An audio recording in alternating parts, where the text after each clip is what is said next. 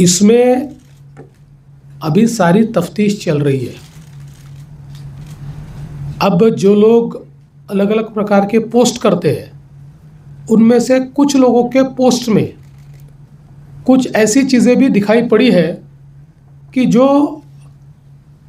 बांग्लादेशी लगती है, पर आज इसमें बांग्लादेशी एंगल है या विदेशी हाथ है, ऐसा कहना इस समय उचित नहीं होगा जब तक उसकी पूरी जांच नहीं हो जाती।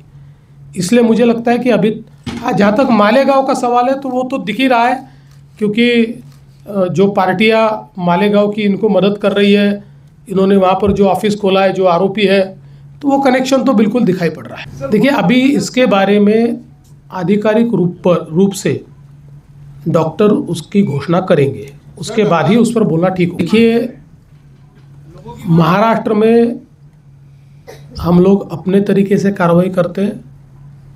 जहाँ बुलडोज़र चलाने की आवश्यकता होगी वहाँ चलेगा, जहाँ गलत काम होगा उसको रौंदा जाएगा, किसी को बख्शा नहीं जाएगा।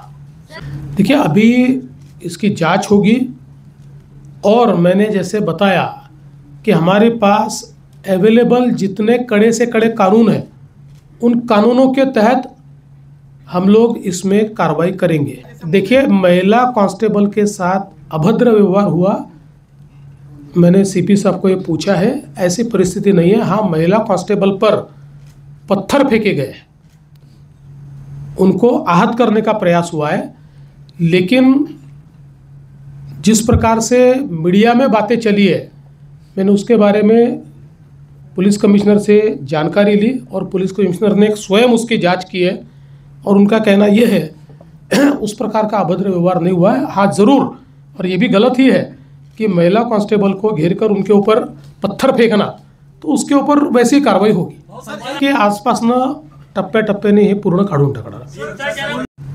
जवळपास 68 पोस्ट या आत्तापर्यंत आयडेंटिफाय होऊन डिलीट झालेल्या आहेत आणि त्यांच्यावर कारवाई झाली आहे। अजून काही पोस्टची माहिती घेणं चाललेलं आहे आणि अशा प्रकारे ज्या लोकांनी भडकवणारं पॉडकास्ट केलं, ज्यांनी चुकीच्या पोस्ट टाकून अफवा पसरवून त्या ठिकाणी लोकांमध्ये एक पॅनिक तयार केलं, अशा सगळ्या लोकांवर मोठ्या प्रमाणात कारवाई होईल।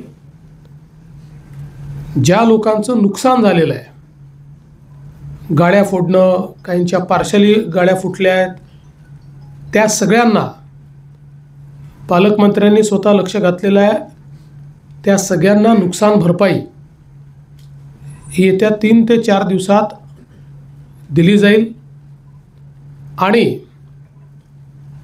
आता जो काही आपण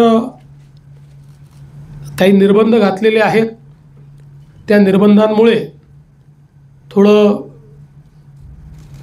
जनजीवनावर परिणाम होतो आहे, व्यापारावरही परिणाम होतो आहे, त्यामुळे ते लवकरात लवकर त्यात शिथिलता आणावी अशा प्रकारचा प्रयत्न आहे। पण त्याच वेळी पोलीस सजग राहणार आहेत आणि कोणीही दंगा करण्याचा प्रयत्न केला तरी देखील अतिशय कडक कारवाई केली जाईल। आत्ता जे काही नुकसान झालेलं आहे, हे सगळं नुकसान दंगेखोरांकडून वसूल करण्यात येईल, त्याची सगळी किंमत काढली जाईल आणि ते दंगेखोरांकडून वसूल केलं जाईल आणि दंगेखोरांनी ते पैसे भरले नाहीत तर त्यांची प्रॉपर्टी विकली जाईल। अशा प्रकारे नागपूरमध्ये किंवा महाराष्ट्रात कुठेही या गोष्टी सहन केल्या जाणार नाहीत। नागपूरमध्ये तर एक नागपूरचा शांततेचा इतिहास राहिला आहे। 1992 नंतर नागपूरला कधीही मेजर अशा प्रकारचा इन्सिडन्स झालेला नाही, छोटे मोठे झाले असतील। आणि म्हणून आता जर अशा प्रकारे दंगेखोरांना सरळ केलं नाही तर त्यांना अशी सवय पडेल, म्हणून याच्यामध्ये कुठलाही टॉलरन्स हा पोलीस विभाग करणार नाही, तशाच प्रकारच्या सूचना पोलिसांना दिलेल्या आहेत।